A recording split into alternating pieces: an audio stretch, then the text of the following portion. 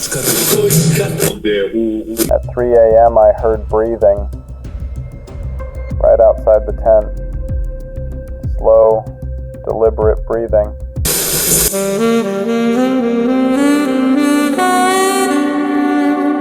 Welcome to Tell Me a Ghost Story, the late night call-in podcast where we delve into the world of the supernatural and explore the eerie and unexplained. I'm your host, Michelle Newman. This podcast features true stories from our callers that will send shivers down your spine and leave you questioning the existence of the afterlife. So grab a cozy blanket, turn down the lights. My name is Erica. I've called before. I'm from San Diego, California, currently residing in eastern North Carolina. I've been thinking a lot about stories I've told to y'all on this podcast, and I happened to remember one that slipped my mind. So I grew up in a abusive household.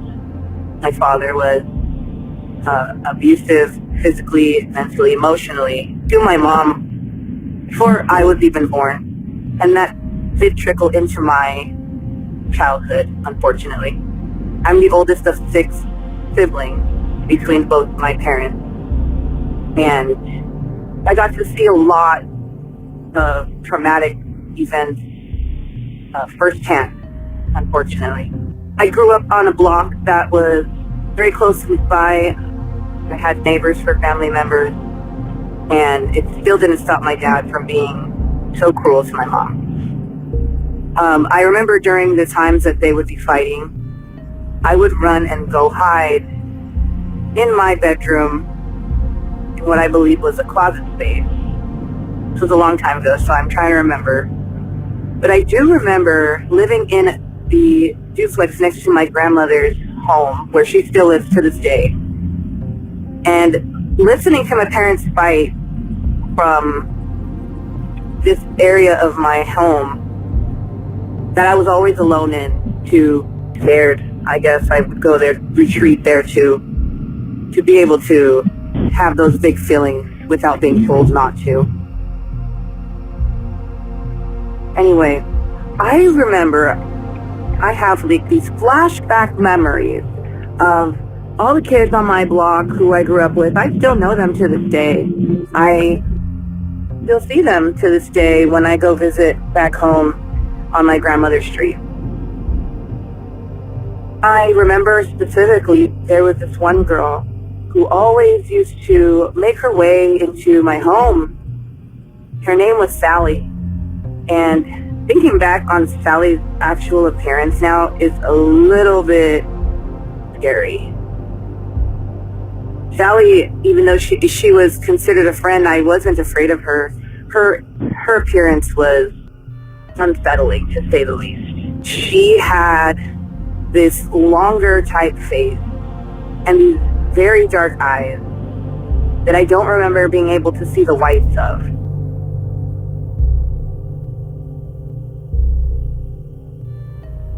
This friend of mine, Sally, I recently remembered in my life, she would tend to show up when my parents were fighting or after they'd just gotten to a big fight that led to some physical abuse, verbal abuse. I remember she would constantly find me in my, what I think, looking back, was like a safe space for me, this closet space in my shared bedroom with my sisters at the time. And mind you, like I mentioned, we used to live nearby a handful of cousins, friends on the block who we went to school with, who were all about the same age as us. So we were constantly outside. But I do remember in times where I would get caught during the fighting to happen to be inside, I was too scared to leave my room, to try to leave the house in fear that it would draw my dad's attention to me. So it was always during those times where I would find my friend Sally coming to check on me. And like I mentioned, her appearance, now that I think back on it, it was very unsettling. But I guess in the moment I wasn't scared of her because she offered me a sense of comfort, I guess you can say. Because she would always come up to me while I was retreated and alone in the spot in my bedroom closet, and she would always ask me if I was okay. She would always have this really sad appearance to her too. I do remember her face looked a little elongated. She looked like she always had a frown on her face. It was like that was her face. It looked like a frown. And her eyes were a little bit oversized and hollow. Like, I do remember thinking to myself as a child, like, why her eyes like that? Why do her eyes look like that? Sally tended to come to me during times of distress for me, during times of having to deal internally with the back and forth fighting between my parents, the abuse inflicted on my mom from my dad that I was witnessing firsthand my whole life, up to that point especially. And she, in my memories, she offered me a sense of comfort. She cared. She asked me what was wrong. She'd listen to me. She'd empathize with me, in her body language, in her faces, in her words. She'd ask me if I was okay. And she would always encourage me, why don't we go outside? Because she would appear to me like at any time of the day. I remember specifically seeing her in the daytime, seeing her closer to dinner time. I didn't see her like in my room in the middle of the night. It wasn't anything like that, but it was definitely memories of her coming through the backside of my parents. My parents had a duplex at the time, and it was easily accessible from the front yard by going through this back sliding door. And the back sliding door led to our bedrooms. They didn't lead to like a communal space. So she would always encourage me, let's go outside. Let's go out and play with our friends. And I don't have any memories of Sally and the rest of my friends. In fact, I still know all of those people that I grew up playing with because their families still live on that same block that my grandma still currently lives on too. And I remember asking a couple of those friends if they remember Sally. And none of them can confirm that they remember a girl named Sally. So that was probably what creeped me out more than anything about this story. Well, thanks for listening. I appreciate you letting me share. Have a great day.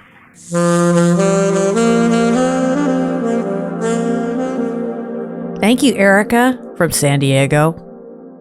You know, I don't even think it matters that no one remembers who Sally is or if she was actually there. Because she was there when you really needed her. Hey, Michelle, this is Bobby calling from Little Rock, Arkansas. My grandparents lived in Texarkana back in the 40s, and I want to talk about where the Hookman legend really came from, because most people don't know it's based on an actual unsolved serial killer case. So, in 1946, Texarkana was terrorized by someone they called the Phantom Killer.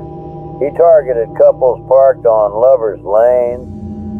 The first attack happened in February. A couple was sitting in their car when a man in a mask forced them out at gunpoint, assaulted them, but then headlights appeared and he fled. They survived. In March, he killed a couple. In April, he killed 2 more people. By May, he'd murdered 5 people total, 3 men and 2 women, all shot while they were parked in secluded areas. And then he just stopped. The case is still unsolved. My grandmother was a teenager in Texarkana during this time, and she said the whole town was paralyzed with fear. Nobody went out at night. Police police were doing everything they could, but the Phantom was like a ghost. He'd strike and vanish.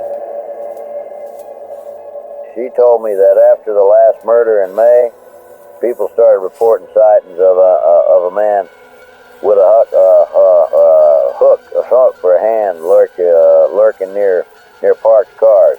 It wasn't true. The Phantom used a gun, but they needed to put a face to the terror, so the hook became part of the story.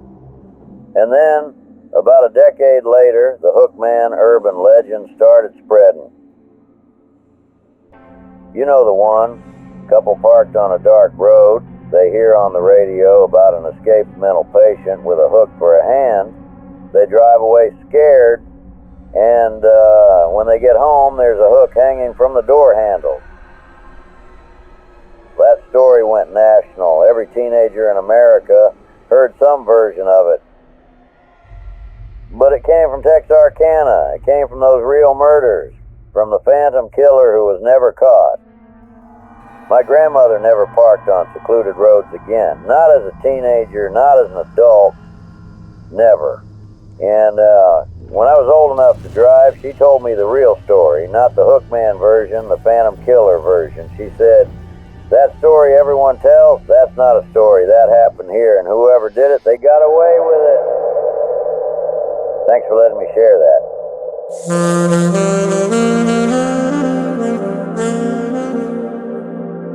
Bobby from Little Rock, thank you for sharing your grandmother's story. Your grandmother lived through terror, and she never forgot. But the rest of us? We made it into a cautionary tale for teenagers, and in doing so, we sanitized real monsters into myth. And that's the scariest part.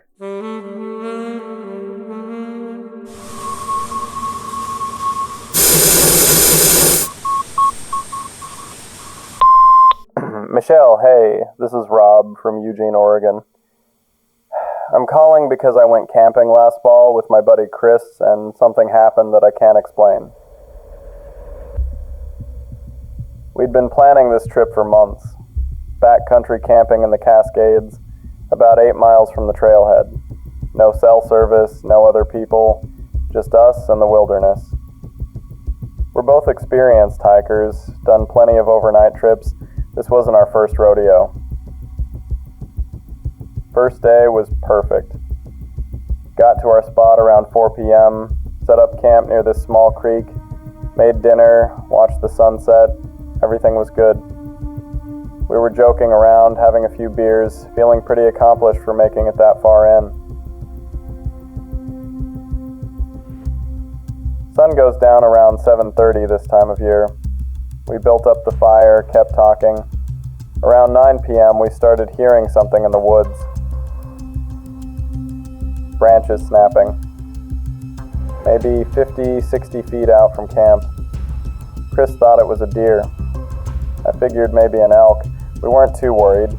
Animals are curious, they check you out, they leave. We've dealt with that before. But then it started circling us. We'd hear it behind our tent, then 5 minutes later it's off to the left, then in front of us, then back to the right, always staying just outside the firelight, never coming closer, never leaving, just circling. For 2 hours. I grabbed my headlamp and tried to spot it a few times. Nothing. Just darkness and trees. But we could hear it, clear as day. Footsteps. Heavy footsteps. Not 4 legs like a deer or bear. 2 legs. Like something walking upright. Chris looked at me and said, "That's not an animal." We stopped talking. Just sat there by the fire listening to this thing walk circles around our campsite. I had my knife out. Chris had the bear spray. We were both trying to act calm, but I could see his hands shaking. Around 11 p.m. it stopped. Just completely stopped. No more footsteps. No more sounds. The woods went silent. And I mean silent, Michelle. No crickets, no wind, nothing. Like everything in the forest was holding its breath. We sat there for another hour waiting for it to come back. It didn't. Eventually we crawled into the tent and just laid there, not sleeping, listening for any sign of it. At 3 a.m. I heard breathing right outside the tent. Slow, deliberate breathing. I elbowed Chris and he heard it too. We didn't move. We barely breathed ourselves. Just laid there frozen while something stood outside our tent, breathing. It lasted maybe 5 minutes. Then it walked away. And I mean walked, on 2 legs. I could hear the footsteps moving back toward the tree line. We packed up at first light. Didn't even make coffee.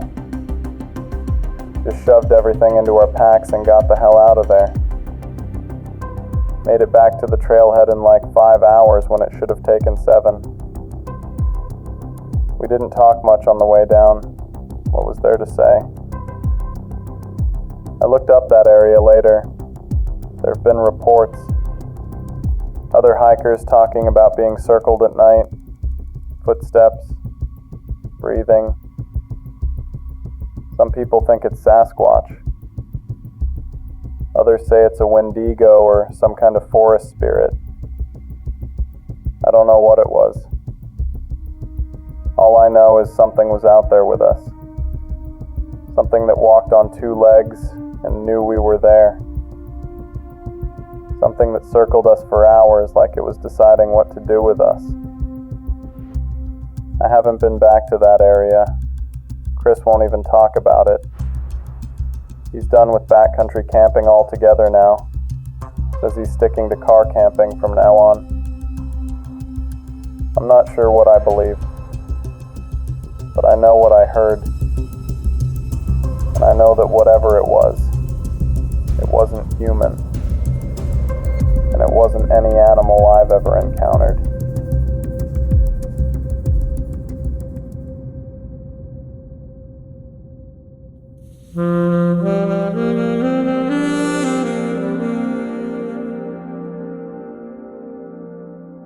Thank you, Rob from Eugene. Being circled for 2 hours by something on 2 legs staying just outside your firelight? That's primal terror. And then breathing outside your tent at 3 a.m.? That's why I don't go into the woods. Hey, this is Cindy Ketron from Avon, Indiana. I got one last ghost story for you today. It's called My Dog, Tamara, the Pekingese, Was Haunted by a Ghost. Well, this was back in 1981. Grandma had a favorite Pekingese dog that was brown and white, and her name was Tamara. And she also had the dog's mother. When her friend had passed away, she adopted the 2 dogs from her friend. So this made her second owner, and I said, I don't know if I would have owned it a 3rd time, and who knows what would happen to me. But it seemed like one other person that had come in contact with her had died. It was one of the lady's relatives. And so at that point, they wanted to give it to somebody. Well, I can understand that, but why'd it have to be us? So, but anyway, everybody that came in contact with that dog died, and so it was almost...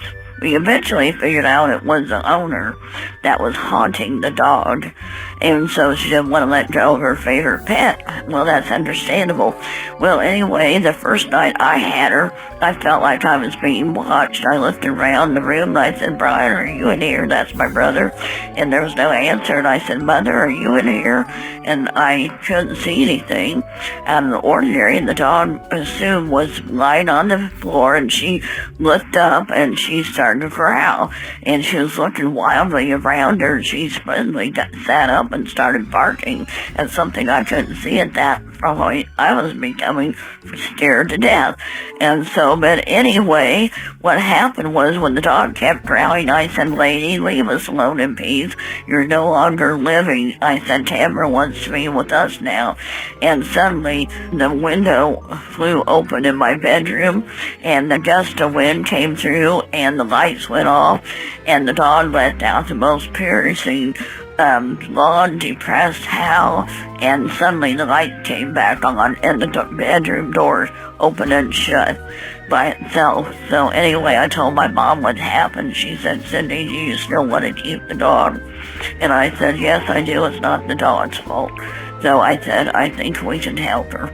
So, but anyway, the dog jumped on my lap afterwards, and I wrapped her up in a blanket, and I said, "Tamara, it's going to be okay." We kept her for 10 years after that. So this is Cindy Ketron, Avon, Indiana. Sometimes the impossible is possible. So this is Cindy. Thank you.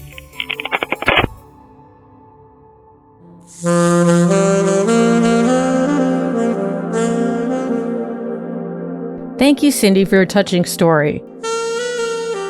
You gave that dog 10 more years, and that's beautiful. Sometimes ghosts just need to know their loved ones will be cared for, and then they can finally rest.